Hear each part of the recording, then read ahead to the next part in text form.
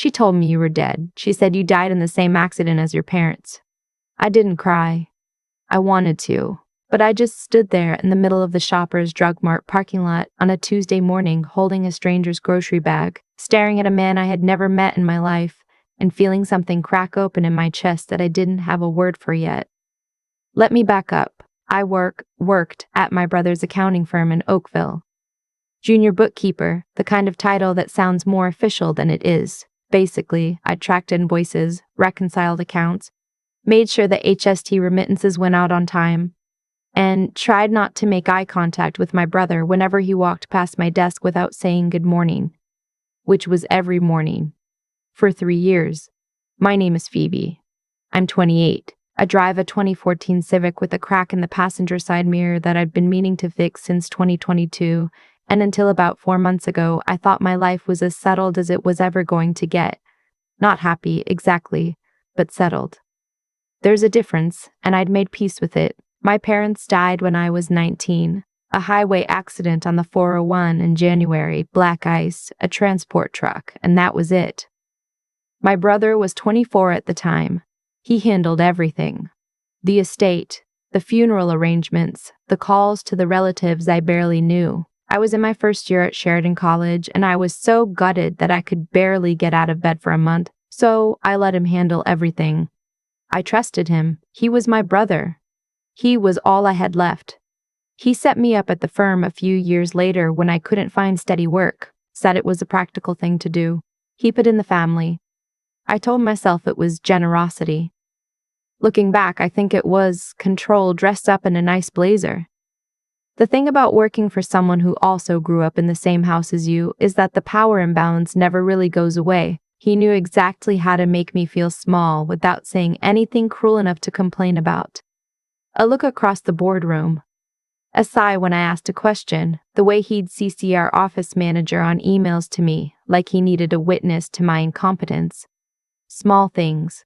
Constant things. I told myself it was fine. He was stressed. Running a business is hard. He's not a bad person. He's just not a warm one. I told myself that for 3 years. The morning everything changed, I was running late. I'd missed the 8:12 Joe train and had to take the next one into Burlington, then catch the connecting bus up Brant Street to get to the satellite office where I was covering a shift. It was late October, one of those mornings where the sky can't decide if it wants to rain, so it just stays a flat, heavy gray and lets you wonder. I got on the bus at the Burlington terminal and grabbed a seat near the middle. About 2 stops later, an older man got on. He was moving slowly. Not frail exactly, more careful, the way people move when their joints have started filing formal complaints. He had a canvas tote bag from the Oakville Library over one arm, a thermos in his other hand, and he was scanning the seats with that look people get when they're hoping someone will just make it easy for them. Nobody moved. I moved. I stood up and gestured to my seat. He looked surprised, then genuinely grateful in a way that made me feel a little sad, like he'd been bracing to be ignored. "Thank you," he said. "That's very kind." "It's no problem," I said, and I meant it. I held on to the overhead bar and we started talking the way you do on buses sometimes when there's nothing else to do and the person next to you seems decent. He asked me where I was headed. I told him the accounting office on Guelph Line. He nodded like he knew it, which surprised me. "My granddaughter used to work near there," he said, "years ago." "Oh yeah? Small world." "Smaller than you'd think," he said, and there was something in the way he said it. A little heavy, a little careful, that I didn't know what to do with, so I let it pass. We talked about the weather because we're Canadian, and that's just what we do. He made a joke about how Burlington bus drivers must take a special course in finding every single pothole on the route. I laughed. He had a good face for laughing, the kind that looked like it had done a lot of it once. When I got off at my stop, he got off too. I assumed he just happened to be heading in the same direction. We walked the half block to the building together and I held the door. He followed me inside. I thought maybe he had an appointment with one of the other businesses in the building. Physiotherapy was on the 2nd floor. There was a notary on the 3rd. But he stopped at the reception desk of the accounting firm and asked for my brother by name. I turned around. He saw my face. I saw his. Neither of us said anything for a moment. Then he said very quietly, "What's your last name?" I told him. The color left his face so completely and so fast that I actually reached out and grabbed his arm because I thought he was going to fall. "That's not possible," he said. "That's not. She told me you were dead." We ended up sitting in the small waiting area by the window, the receptionist hovering nearby with a glass of water that neither of us touched. He told me his name was Harold. He told me he was 73 years old and that he had driven in from Guelph that morning for a meeting with my brother about a financial matter that he now, he said, suspected was not what he had been told it was. He told me he was my mother's father. I didn't know I had a grandfather. I knew, obviously, in the abstract way that you know everyone has grandparents somewhere, but my mother had been estranged from her family before I was born. She'd mentioned her father exactly once when I was about 12 and said only that they'd lost touch, and it was complicated. I'd never pushed. She didn't invite pushing. Harold told me that they hadn't lost touch, that my mother had reached out to him 6 years before the accident, that they'd been slowly rebuilding a relationship, exchanging letters, planning to meet in person when she was ready. He said she'd told him about me, that she'd shown him a photo, that he'd been so happy to know he had granddaughters. Plural. He'd thought he had two. He said that after the accident, he'd tried to reach us. He said he'd called the number he had, left messages, written to the address he knew. He said eventually my brother called him back and told him I had been in the car too, that I hadn't survived. He believed him. He had spent 9 years believing him. I sat with that for a long moment. 9 years. He had grieved me for 9 years. I thought about every Christmas I'd sat across from my brother at his kitchen table in his beautiful house in Bronte, eating turkey and thinking I should feel more grateful. I thought about the estate settlement I never actually seen the paperwork for. I thought about the way my brother had handled everything, so efficiently, so completely, so thoroughly. I thought about the number I'd called once, maybe 3 years ago, trying to look up my mother's maiden name for some genealogy site I'd been messing around with, and how my brother had immediately changed the subject and I'd let him. Harold asked me if I was all right. I said I didn't know yet. I asked him what kind of financial matter he was there to discuss with my brother. He reached into the canvas library bag and pulled out a folder. He passed it to me without saying anything. It was a copy of my parents' estate documents, not the version my brother had shown me years ago when I'd been too devastated and too young to read it properly. A different version, the original, Harold explained, which my mother had sent him a copy of months before the accident because she'd wanted him to know she'd been thinking about the future. My parents had left their estate split 3 ways. 1/3 to my brother, 1/3 to me, 1/3 held in trust for their future grandchildren. My brother had settled the estate claiming I had predeceased my parents. A legal term. It meant, on paper, that I had died before them. It meant my third had flowed to him. It also meant the trust, which had been funded with the equity from the family home, which in Oakville in the year of their death was not a small number, had been managed by my brother as sole trustee, with no beneficiaries to account to. I'm not a lawyer, but I'd been doing bookkeeping for 3 years, and I understood enough to know that what I was looking at was not a misunderstanding. My hands were steady.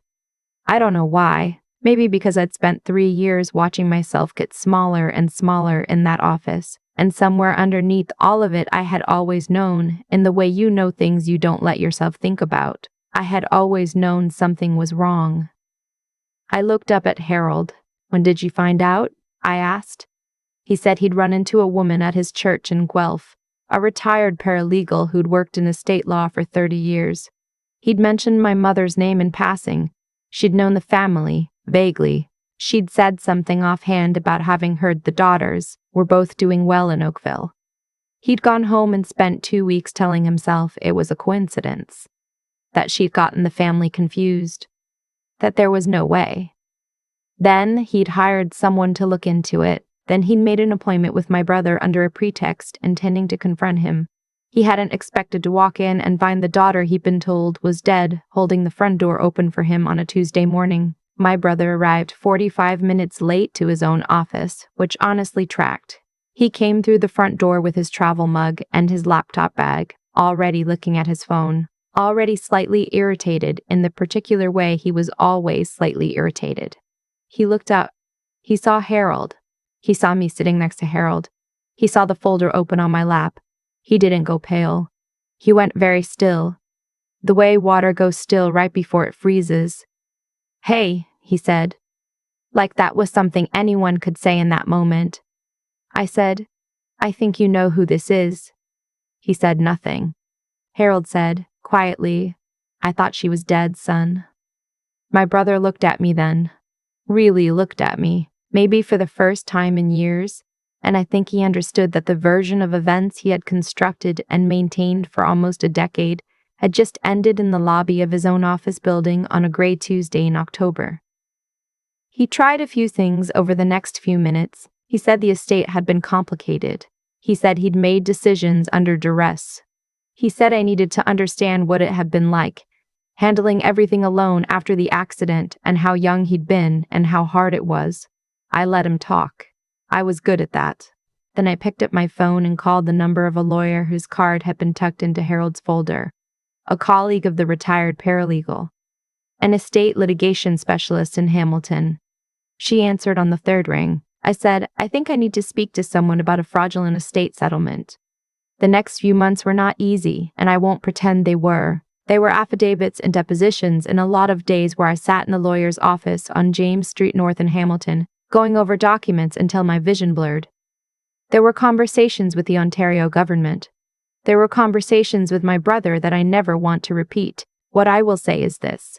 The estate litigation process in Ontario is slow and it is exhausting, but it is real. The original will was real.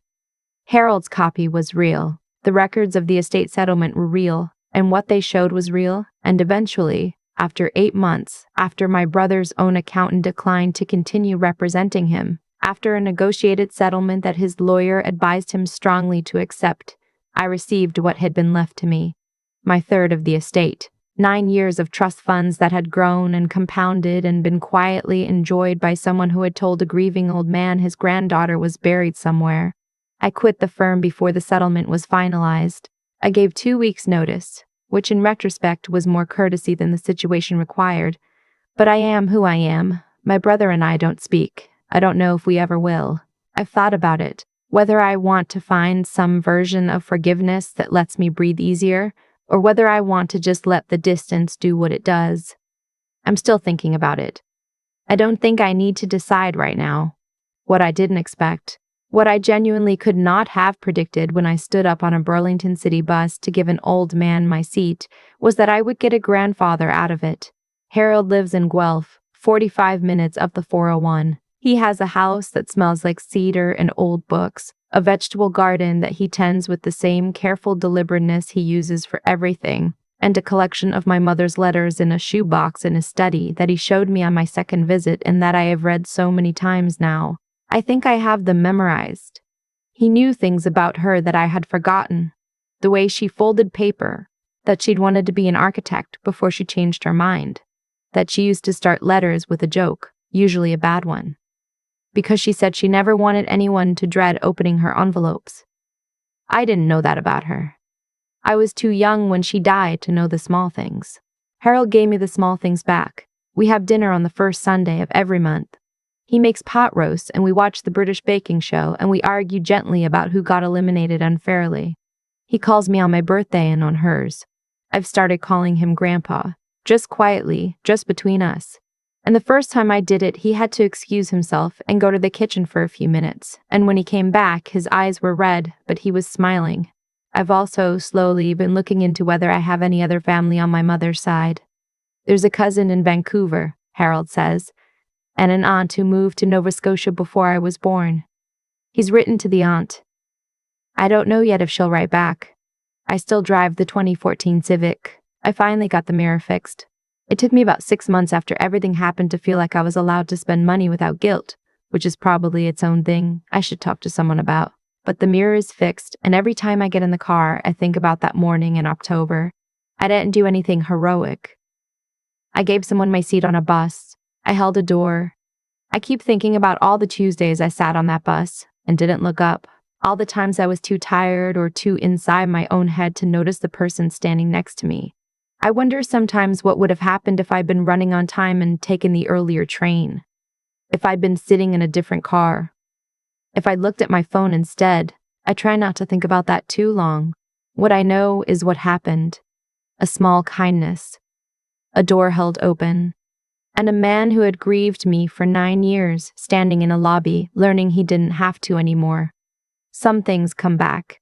Not everything. But some things do. I think about the moment Harold got off that bus a lot. Not because it was dramatic. It wasn't. Not yet. He just stepped off behind me, moving carefully the way he always does. And I held the door because that's what you do. That's all it was. And I keep coming back to that. The smallness of it. The complete ordinariness of a person deciding without thinking too hard to be decent. I wasn't raised with any particular philosophy about how the world works. My parents were practical people.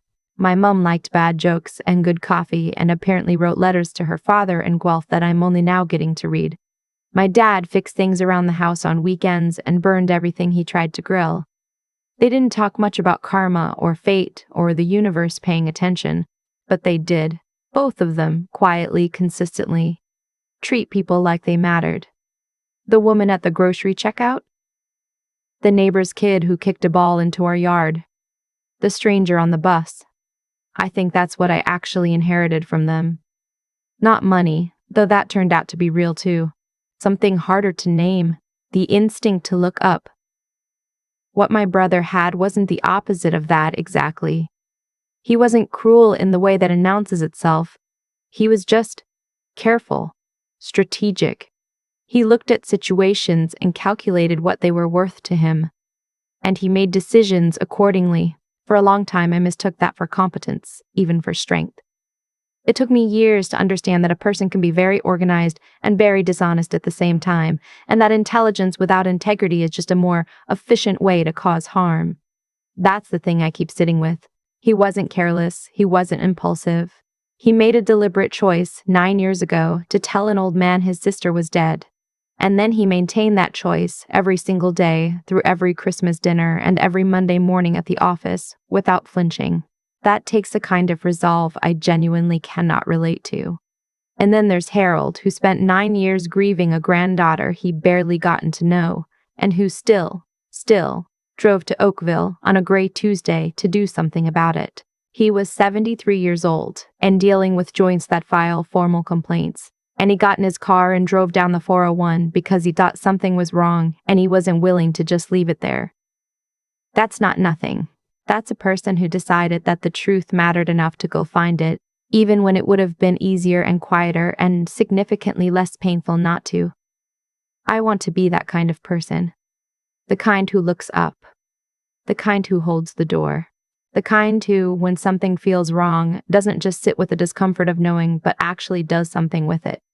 I don't think I was particularly brave in any of this. I answered a question honestly. I called a lawyer. I signed some documents. Harold did the harder part years before I ever met him. But I hope, my mom would recognize something of herself in the version of me that stood up on that bus. The version that didn't calculate whether it was worth it. That just did it because it was the right thing to do, and then went back to looking at her phone. Some things come back. Not everything. But the things that are supposed to find you, they find you. Usually on a Tuesday. Usually when you're running late,